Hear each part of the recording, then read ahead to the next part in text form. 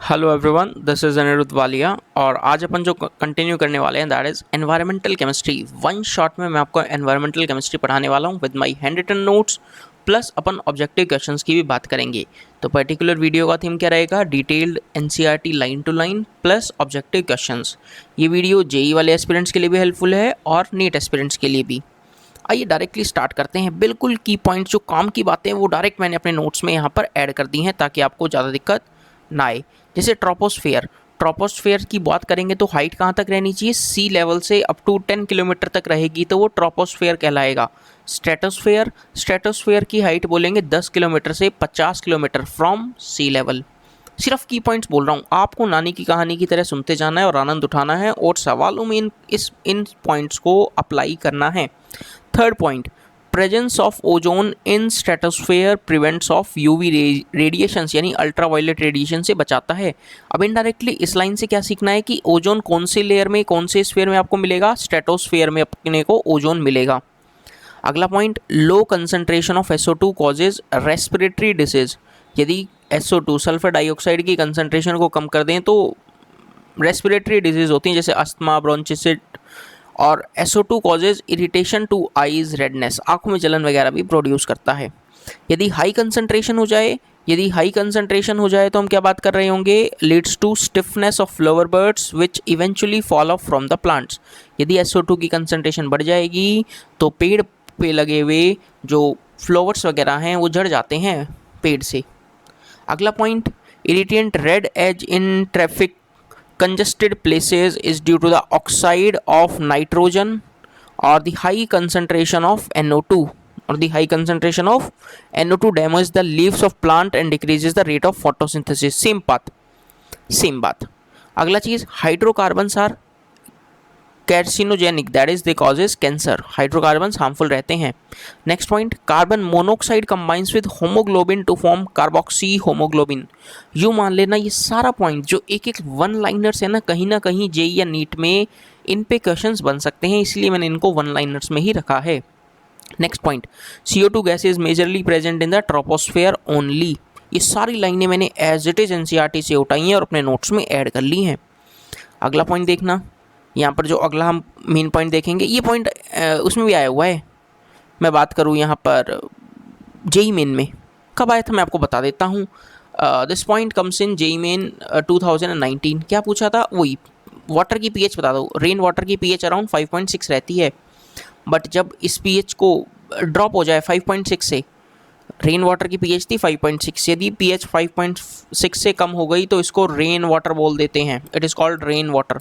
तो rain water कब बोलते हैं?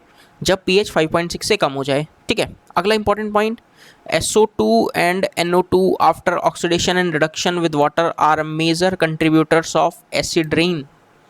एसिड रेन के मेजर कंट्रीब्यूटर कौन है? SO2 and NO2।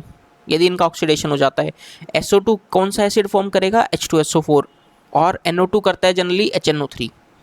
ठीक है। Acidity of the soil can be reduced by adding powdered limestone.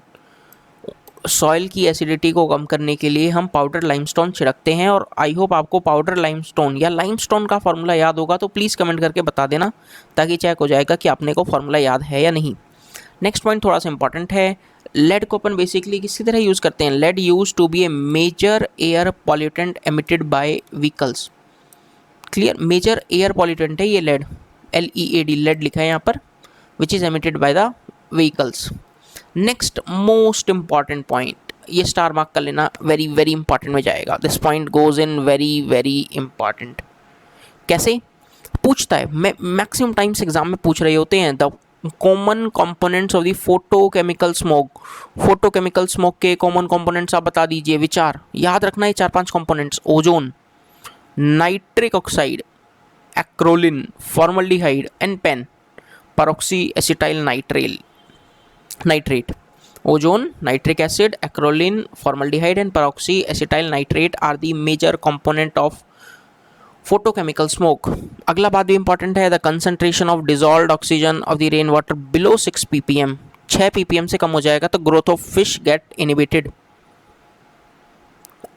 BOD का कई बार मैंने देखा है कि डायरेक्ट डेफिनेशन भी पूछ लेते हैं, तो आप दिमाग में क्या रखेंगे? The amount of oxygen required by bacteria to break down the organic matter present in the certain volume of the sample of water is called biochemical oxygen demand. Is called biochemical oxygen demand. कितना amount oxygen का हमें चाहिए ताकि bacteria के द्वारा, ताकि वो organic matter को जो एक certain volume sample of water में पड़ा हुआ है उसको अपन ब्रेक डाउन कर लें, which is BOD. BOD value पे सवाल बहुत अच्छी तरह से बनते हैं। क्वेश्चन देखना, ये क्वेश्चन मैं पूछूंगा अभी, याद भी रखना, अभी थोड़ी देर में ही पूछ रहा हूँ। क्लीन वाटर जो होता है ना, उसका बायोकेमिकल ऑक्सीजन डिमांड कितना रहता है? लेस देन 5 ppm रहता है। जो क्लीन वाटर आप पीने योग्य पानी है उसके लिए बीओडी वैल्यू क्या रहेगा? Less than 5 ppm। नीट या जेईई मेन इस पे सवाल पूछता है, एनसीईआरटी का ही लाइन है इसलिए इंपॉर्टेंट भी है। और हाईली पॉल्यूटेड वाटर जो रहता है, गंदे नाले का पानी, उसके अंदर जो बीओडी वैल्यू 17 ppm या उससे ज़्यादा रहता है। आपको जान के आश्चर्य होगा, जेईई 2017 में इन वैल्यूज़ का चलन बहुत ज़्यादा था। उन्होंने भर भर के सवाल पूछे थे, और क्या पता वो इतिहास दोहरा न दें इस साल, इसलिए इंपॉर्टेंट है। अब देखना, कुछ बातें बताऊंगा ड्रिंकिंग वाटर के रिगार्डिंग। इस पे भी जेईई मेंस ने बहुत बार सवाल पूछे हैं और नीट थोड़े से कम पूछता है, एक ही क्वेश्चन बनता है, बट फिर भी क्या पता कौन से टॉपिक से आ जाए, हम तो सारा पढ़ेंगे। फ्लोराइड के बारे में कुछ बातें जानिए। फॉर ड्रिंकिंग पर्पज, जो पानी पीते हैं ना अपन, उसके अंदर जो F- की कंसंट्रेशन है, fluoride ion concentration up to 1 ppm रहती है। ppm क्या? पार्ट्स पर मिलियन। और F- makes the enamel on teeth much harder by converting hydroxyapatite, formula याद रखेंगे, Ca3PO4.CaOH2, यानी कैल्शियम फॉस्फेट और कैल्शियम हाइड्रोक्साइड का कंपाउंड बनता है, नाम बोलेंगे हाइड्रोक्सी एपेटाइट। यदि फ्लोराइड आयन की कंसंट्रेशन 2 ppm से ज़्यादा हो जाएगी तो वो ब्राउन मोथिंग ऑफ टीथ करता है, which causes brown mottling of teeth, मतलब दांत थोड़े से पीले पड़ जाते हैं, ब्राउनिश पड़ जाते हैं, जो वाइटनेस रहती है ना टीथ्स में वो गायब होने लगती है। क्यों? पानी के अंदर किसकी कंसंट्रेशन ज़्यादा है? F- की कंसंट्रेशन ज़्यादा है। यदि 10 ppm से ज़्यादा हो जाए ना तो समझ लेना वो पानी आप पियोगे तो आपके दांत वगैरह और हड्डियाँ ख़राब होनी शुरू हो जाएंगी, यदि पानी के अंदर फ्लोराइड आयन की कंसंट्रेशन 10 ppm है। ये बात थियोरेटिकल बातें हैं, सिर्फ अपने को याद ही रखनी है। लेड, ड्रिंकिंग वाटर में लेड कितना रहता है? लेड अराउंड 50 ppb रहता है, पार्ट्स पर बिलियन, यानी बहुत ही कम अमाउंट के अंदर लेड प्रेजेंट रहता है।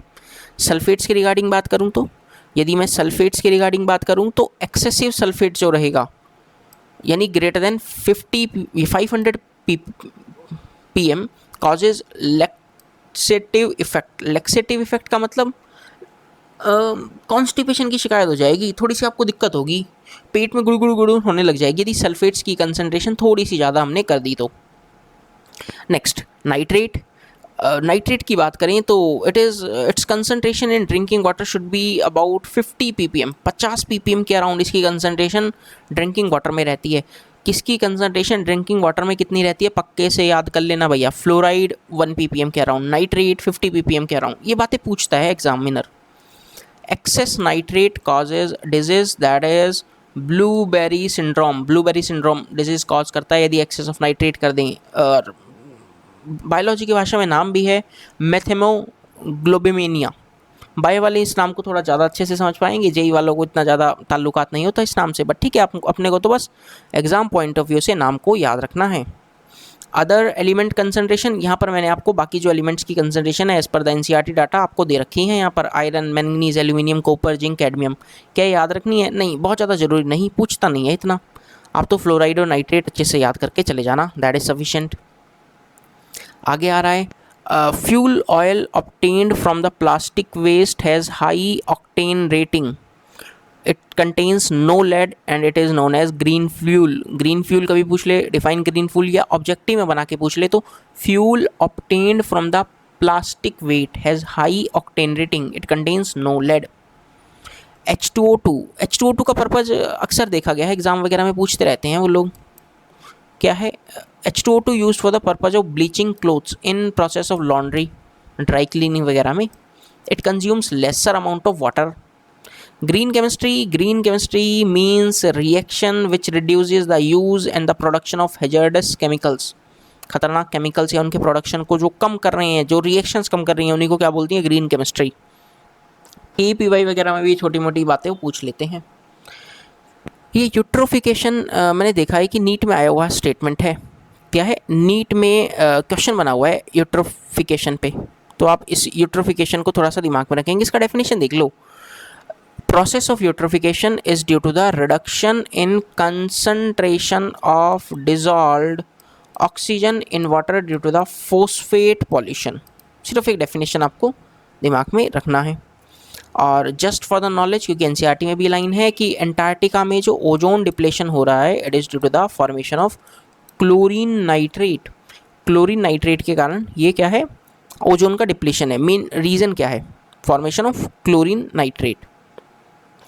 ये रही सारी थ्योरी। देखो 10 मिनट में अपन लोगों ने सारा थ्योरी को उड़ा लिया एज पर एनसीईआरटी बेसिस। एक एक इंपॉर्टेंट पॉइंट को यहाँ पे कवर किया है और चीज़ों को सीख लिया है।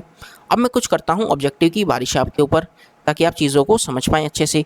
The very first objective my to you is DDT, dichloro diphenyl trichloroethane. DDT क्या है? क्या एक ग्रीन हाउस गैस है? नहीं। बायोडिग्रेडेबल पॉल्यूटेंट है या नॉन बायोडिग्रेडेबल? आपने थोड़ा बहुत पता होगा कि पहले एक बार हेलीकॉप्टर से DDT की बारिश की थी। क्यों? मच्छर बहुत ज़्यादा हो गए थे कंट्री में, ठीक है। तो बारिश करने से हेलीकॉप्टर से वाइट पाउडर बरसाया था DDT का। मच्छर तो मर गए थे बट वो जो वाइट पाउडर था पेड़ वगैरह पे रह गया था, और जब बारिश आई तो सारा पाउडर नदियों में जाकर बह गया, जिसके कारण मछलियों ने उसे इनटेक किया और मछलियों को जान गंवानी पड़ी थी। इसलिए DDT बैन भी कर दिया था। यानी ये एक बायोडिग्रेडेबल पॉलीमर है, ज़मीन में जाने के बाद अपने आप नष्ट नहीं होता। तो आप इस पर क्या टिक कर रहे होंगे? आप इस पर थर्ड ऑप्शन को टिक कर रहे होंगे, it is biodegradable pollutant. Last के जो चैप्टर्स रहते हैं बायोमोलिक्यूल्स, पॉलीमर्स, ये अक्सर लोग पढ़ते नहीं हैं, तो इनकी भी मैंने वन शॉट वीडियोस बना रखी हैं। प्लीज़ आप इन वन शॉट वीडियोस को देख सकते हैं यदि आप बायोमोलिक्यूल्स, पॉलीमर्स देखना चाहते हैं। वीडियो का डिस्क्रिप्शन आप चेक कर लीजिए और आपको इन सब वीडियोज़ का लिंक मिल जाएगा। इसी तरह everyday life, chemistry and everyday life अक्सर लोग एनसीईआरटी से नहीं पढ़ते, तो एक मस्त तरीके से मैंने इसको पढ़ा रखा है। P block in one shot में पूरा पी ब्लॉक मैंने कवर करवा दिया है। इसी तरह आगे बात करेंगे। इसी तरह आप चैनल को सब्सक्राइब कर सकते हैं बेहतरीन कंटेंट के लिए। That is simply Anirudh Walia. आइए तो दोस्तों, इन सब वीडियोस को आनंद के बाद अब कुछ ऑब्जेक्टिव्स की फटाफट से बारिश कर लेते हैं। विच of the following is not a green house gas? कौन सी ग्रीन हाउस गैस नहीं है? Carbon monoxide, ozone, methane, water. आपको तुरंत आंसर बता देना है। तो दोस्त जान के आश्चर्य होगा, आप हर ऑप्शन को, हर ऑब्जेक्टिव को आप खुद के लेवल पे जरूर पहले टिक करेंगे, फिर अपन आंसर देख लेंगे। तो यहाँ पर जो करेक्ट आंसर है वो है carbon monoxide. Carbon monoxide is not a green house gas. बाकी सारी क्या हैं? ग्रीन हाउस गैस हैं, यानी इनडायरेक्टली बाकी को याद रखना है। Photochemical smoke occurs in warm, dry and sunny climate on one of the following is not amongst the component of photochemical smoke। Photochemical smoke का कौन कंपोनेंट नहीं है? कुछ चीज़ें मैंने अपने नोट्स में ऐड कर दी और कुछ चीज़ें आपको ऑब्जेक्टिव के थ्रू कंप्लीट करवा दूंगा। That is simply sulphur dioxide. Sulphur dioxide is basically not a component of photochemical smoke. क्यों? फोटोकेमिकल स्मोक के मैंने आपको क्या कंपोनेंट लिखवाए हैं? हाँ लिखवाए हैं। देखो पीछे चलते हैं वापस थ्योरी पर। ये रहा ozone, nitric oxide, acrolein, formaldehyde, PAN. इसमें कहीं भी सल्फर डाइऑक्साइड का जिक्र नहीं है, इसलिए वो पॉल्यूटेंट यहाँ पर फोटोकेमिकल स्मोक का कंपोनेंट नहीं है। अगला देखो, बहुत ही आसान। Biological oxygen demand BOD is a measure of organic material present in the water. BOD value less than 5 ppm indicates water sample. Sir 5 ppm से कम है तो पानी हम पी सकते हैं। पानी यदि हम पी सकते हैं तो इन्होंने क्या लिखा? Rich in dissolved oxygen, A option. B option को क्या लिखा? बी ऑप्शन को लिखा है poor in dissolved oxygen, highly polluted. गलत बात, ये तो ऑप्शन हो ही नहीं सकता। Not suitable for aquatic life. अरे जब हम ही पी लेंगे तो फिर क्या टेंशन। तो यानी उसके अंदर अच्छी खासी अमाउंट ऑक्सीजन की डिजॉल्व है, that is rich in dissolved oxygen. 5 ppm से कम है यानी पीने योग्य है, वो पानी है। देखो चीज़ें याद है तो आप तुरंत उड़ालोगे। Which of the following statement is wrong? कौन सी स्टेटमेंट गलत है? तो पहला बोला है ozone is not responsible for green house gas. अरे सर 9-10 से पढ़ते आ रहे हैं, ओजोन रिस्पॉन्सिबल है ग्रीन हाउस गैस के लिए, ग्रीन हाउस इफेक्ट के लिए। रॉन्ग पूछा तो पहला ही ऑप्शन हो गया, यानी बाकी सारी करेक्ट स्टेटमेंट है। फिर भी आप पढ़ लो। Ozone can oxidize sulphur dioxide present in atmosphere to sulphur trioxide. बिल्कुल ऑक्सीडाइजिंग एजेंट की तरह काम करता है। सल्फर डाइऑक्साइड को SO2 को SO3 में ऑक्सीडाइज करवा देता है। Ozone hole is thinning of ozone layer present in the stratosphere. आपने सुना भी होगा ओजोन डिप्लीशन लेयर, वो यही तो है, ओजोन की जो लेयर है वो डिप्लीट हो रही है, धीरे धीरे परत कमज़ोर हो रही है, पतली हो रही है। Correct statement. Fourth statement, ozone is produced in the upper atmosphere by the action of UV rays on the oxygen. बिल्कुल सही बात है, उसी के थ्रू तो प्रिवेंट भी कर रहा है यूवी रेडिएशंस को ओजोन। बाकी सब क्या है, करेक्ट स्टेटमेंट्स।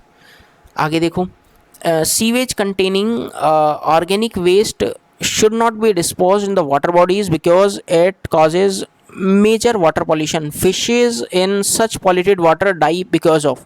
आप जो ये गंदा कूड़ा कचरा होता है ना, उसको यदि पानी में बहा देते हैं तो इससे वाटर पॉल्यूशन फैलता है, और ऐसा आपको नहीं करना चाहिए। इससे फ़िश को जान का खतरा रहता है। रीज़न क्या है, फ़िश ढंग से सांस नहीं ले पाती क्योंकि उनके अंदर जो डिज़ोल्व्ड ऑक्सीजन की अमाउंट थी पानी के अंदर, जो डिज़ोल्व्ड ऑक्सीजन की अमाउंट थी पानी के अंदर वो घट गई है। तो answer is third option, decrease in the amount of dissolved oxygen in water.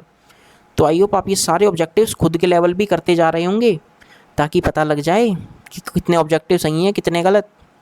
जैसे ये वाला देखो, lowest layer of this is extended up to 10 kilometre.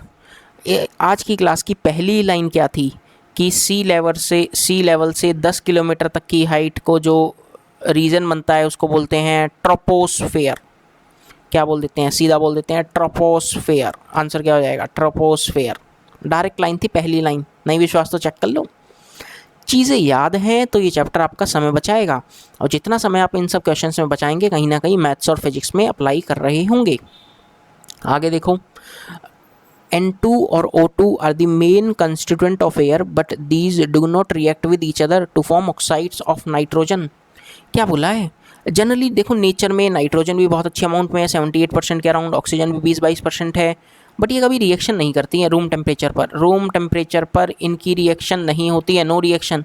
क्यों भैया, ये हाई टेम्परेचर पे जाके रिएक्शंस करती हैं। ये गैसेस क्या करती हैं, हाई टेम्परेचर पे जाके रिएक्शन करती हैं, यानी दिस रिएक्शन होने के लिए हमें बहुत ज़्यादा एनॉर्मस अमाउंट ऑफ एनर्जी चाहिए, टेम्परेचर चाहिए। तो this reaction is endothermic and requires very high temperature. Reason यही है क्योंकि नाइट्रोजन के बीच के ट्रिपल बॉन्ड्स को तोड़ना पड़ेगा, सफिशिएंट एनर्जी चाहिए, तभी तो आगे नाइट्रोजन के ऑक्साइड्स हम बना पाएंगे। एक मैच का कॉलम पूछ लिया है क्योंकि क्या पता एग्जाम में कुछ ऐसा पूछ ले तो हमें यहाँ से सारी चीज़ रिवाइज हो जाएंगी। ये थोड़ा बहुत अच्छा मैच का कॉलम है, मुझे काफ़ी अच्छा लगा। देखना क्या क्या, एसिड रेन जो है, acid rain is mainly due to, आप देखो अब यहाँ पर CO2 SO2। एसिड रेन किस किस के कारण, CO2 एंड SO2 के कारण। फोटोकेमिकल स्मोक के कंपोनेंट्स कौन कौन से थे, फोटोकेमिकल स्मोक के कंपोनेंट्स हैं अनसैचुरेटेड हाइड्रोकार्बन्स और यहाँ पर SO2। अनसैचुरेटेड स्मोक में बोलूँगा, फोटोकेमिकल स्मोक बोलूँगा, SO2 और अनसैचुरेटेड हाइड्रोकार्बन्स। अनसैचुरेटेड हाइड्रोकार्बन्स तो आपको देखने को मिलेंगे।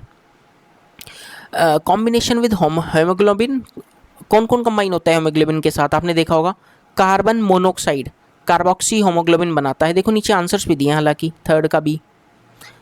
अब एक देख लो, depletion of ozone layer. Depletion of ozone layer is due to the chlorofluorocarbon, CFCs के कारण। These are CFCs, chlorofluorocarbons. तो ये सारे ऑप्शंस आपको यहाँ पर दिख गए होंगे। आगे अगले क्वेश्चन पे चलते हैं फटाफट से, और अगला क्वेश्चन कुछ ऐसा रहेगा अपने पास, the smoke is essentially caused by the presence of, जो फोटोकेमिकल स्मोक है इसका मेन रीज़न क्या है, due to the presence of आप बोलेंगे ऑक्साइड्स ऑफ सल्फर और नाइट्रोजन। ऑक्साइड्स ऑफ सल्फर और नाइट्रोजन के कारण मेनली क्या है, ये फोटोकेमिकल स्मोक है। Photochemical smoke is mainly present due to the oxides of sulphur and nitrogen. Next, हालांकि अभी देखो अभी आपको बताया भी है बट एक बार फिर देख लो, which of the following is responsible for the depletion of ozone layer. Which of the following is responsible for the depletion of ozone layer in the upper stratosphere. Ozone layer का deplete होने के लिए, AIPMT 2004 का सवाल है, बहुत पुराना but ठीक है। क्या है, depletion of ozone layer is due to the CFCs, chlorofluorocarbons, इन्हीं को फ्रियोन्स भी बोला गया है। क्या है यहाँ पर, फ्रियोन्स या chlorofluorocarbons are responsible for the depletion of ozone layer in the upper stratosphere of the atmosphere. ये सारा यहाँ पर लिखा है, आपको थ्योरी एक बार आप देख भी सकते हैं। अपने को तो मेन काम ये है कि फ्रियोन्स वगैरह, और फ्रियोन्स में भी कौन से मेनली जो हैं वो यहाँ पर दिखा रखे हैं आपको, CFCl3 नाम भी याद रखना, और CF2Cl2 फ्रियोन 1 और freon 1-2 are the freons mainly जो ये हैं वो आपको यहाँ पर दिखा रखे हैं। बेसिकली क्या करते हैं, free radical of chlorine form करते हैं which in the presence of UV radical decomposes ozone as follows. CFC से आपको फ्री रेडिकल जनरेट होता है और वो ओजोन को डिकम्पोज करवा देता है ClO फ्री रेडिकल और O2 में। वो ClO फ्री रेडिकल फिर कंबाइन करता है ओजोन के साथ और वापस Cl रेडिकल जनरेट करता है प्लस ऑक्सीजन। यानी जो फ्री रेडिकल रिएक्शंस रहती हैं ये कंटिन्यूस चेन रिएक्शंस रहती हैं, इसलिए रिएक्शन प्रोसीड होती रहती है और हालांकि स्लो है प्रोसेस, बट कहीं ना कहीं खतरा है यूवी रेडिएशन से। और DDT वाला क्वेश्चन तो हम लोगों ने अभी कर ही लिया था, आपने देखा होगा, नॉन बायोडिग्रेडेबल में इसका आंसर था। इसी तरह हमने बहुत सारे क्वेश्चंस की प्रैक्टिस की है और कुछ क्वेश्चंस हमने यहाँ पर फटाफट से कंप्लीट कर लिए हैं। एक यहाँ पर इस क्वेश्चन को छोड़ दीजिए, इस क्वेश्चन को भी रहने दीजिए, SO2 इस पर डाउट है ना, क्योंकि इसने not amongst the component of photochemical smoke बोला और फोटोकेमिकल स्मोक में तो SO2 है, तो इस क्वेश्चन को भी छोड़ दीजिए और बाकी अपन सारे कर सकते हैं। इसके चारों ऑप्शंस कुछ ऐसे बेकार से दिखा रखे हैं ना। तो मेनली इसी तरह अपन लोगों ने पूरा एनवायरमेंटल केमिस्ट्री को कंप्लीट किया with notes plus objective questions के साथ। और बाकी इन वीडियोस को देखना है आप चैनल को सब्सक्राइब कर लीजिए और वीडियो के डिस्क्रिप्शन में आप कमेंट करके या कोई कमेंट करना है तो आप कमेंट कर दीजिए कोई भी डाउट है तो, और वीडियो के डिस्क्रिप्शन में आप इन वीडियोस का लिंक ले सकते हैं और चैनल इन वीडियोस को देख सकते हैं। Thanks for watching this entire video. God bless you all of you. Bye bye, take care.